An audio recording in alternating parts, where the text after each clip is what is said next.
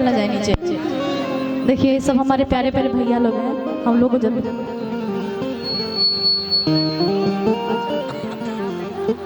कि तो हर प्यार हो कि पिपरा के भूत रानी हो तरत नहीं खे।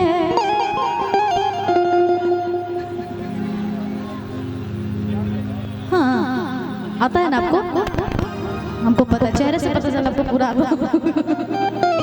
आप लोग गाना सुने हैं ना, बहुत प्यारा गीत है। और इसके पहले गाना काफी वायरल चला है ना कि छाने छाने बदले तोहरो मिजाज रजो धोखेबाज रजो उड़नबाज रजो।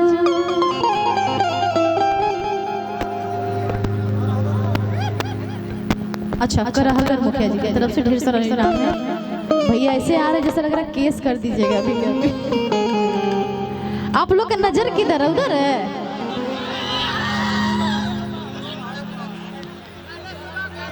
उसको कुछ नहीं आता, वो गंवार है ना मनबो कि तो हर प्यार हो कि पिपरा के भूत राजा हो तरत नहीं खे।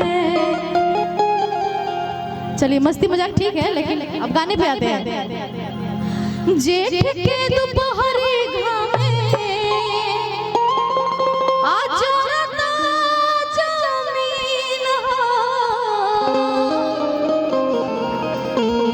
कोरबा ले लो राजा जी।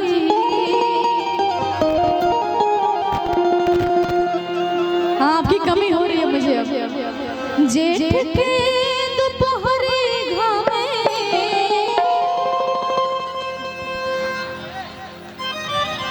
स्विच ऑफ हो गया सब लोग है ना, मेरे टाइम में सब ऑफ हो जाता है। नीचे ना कूदा भैया गाई आज जमीन हो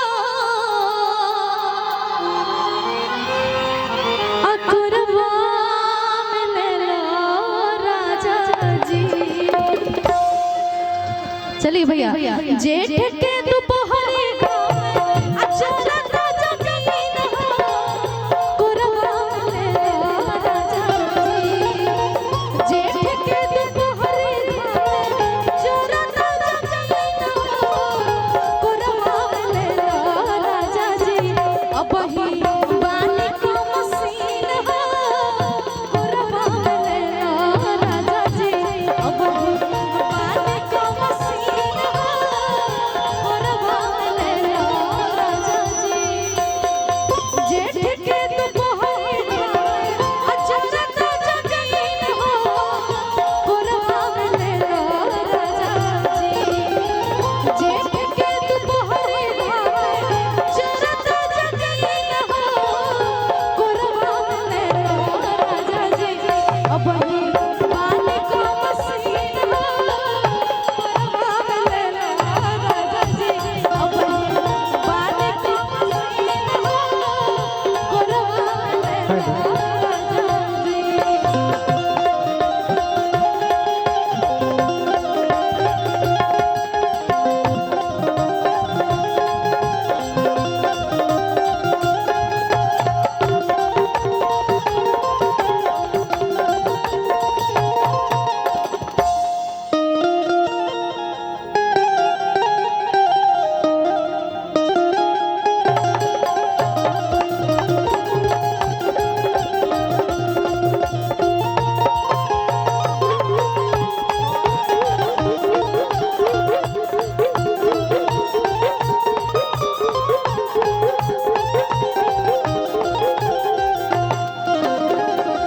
माइक में बोलिए, नाम बताइए। अंशु कुमार पांडेपुरा। अच्छा हाँ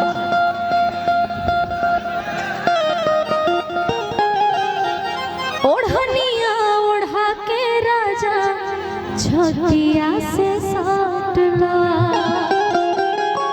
बेरा दोपहरिया बाटे भैया। अभी तो माहौल बन रहा है ना जी। ओढ़निया ओढ़ा के राजा छतिया से साट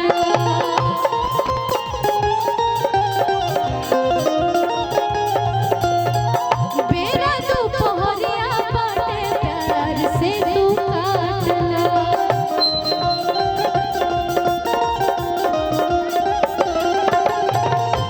भैया हाँ बोलिए।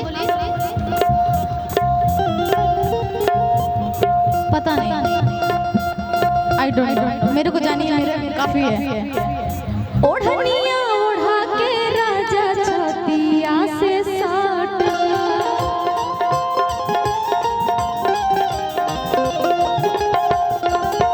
बेरा दोपहरिया बाटे प्यार से तू काट ला।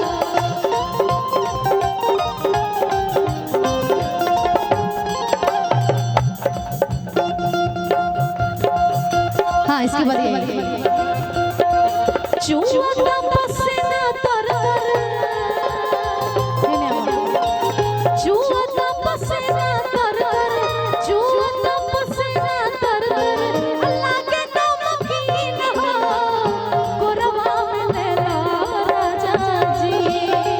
चुआ पसीना तर अल्लाह के नमकीन हो गोरवा में लेला राजा जी। अब ही पानी का मसीना गोरवा में लेला राजा जी। अब ही पानी का मसीना गोरवा में लेला राजा जी।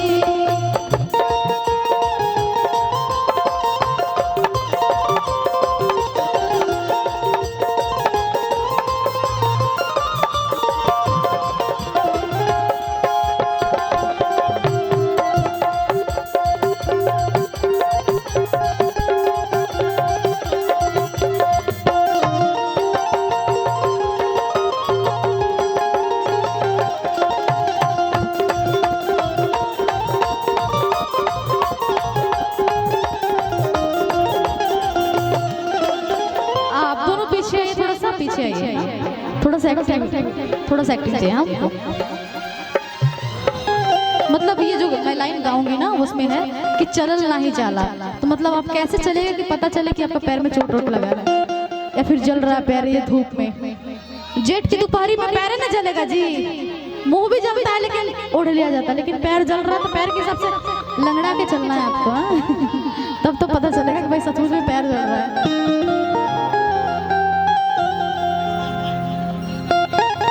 हाँ उनको पता है, आपको नहीं आता। खाना खाया मेरे बाबू, खाना खा लेते हो, खाना तो खा ही लोगे, आपको आता है ना। कोशिश करेंगे, गुड गुड, कोशिश करने वाले भी हार नहीं होती। आप भी कोशिश कीजिए। चलिए लाइन में लग जाइए। चलिए चलना ही जाना हमसे कही लेना झूठ हो।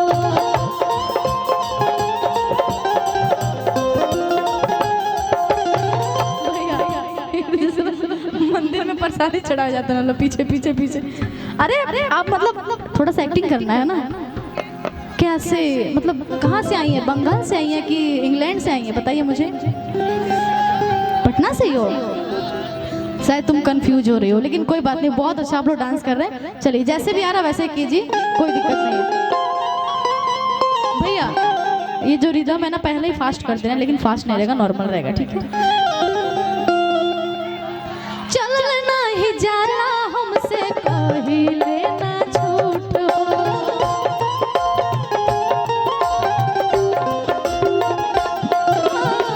सितम नहीं बुझबो तो हम जाइब तोहसे रूठ हो।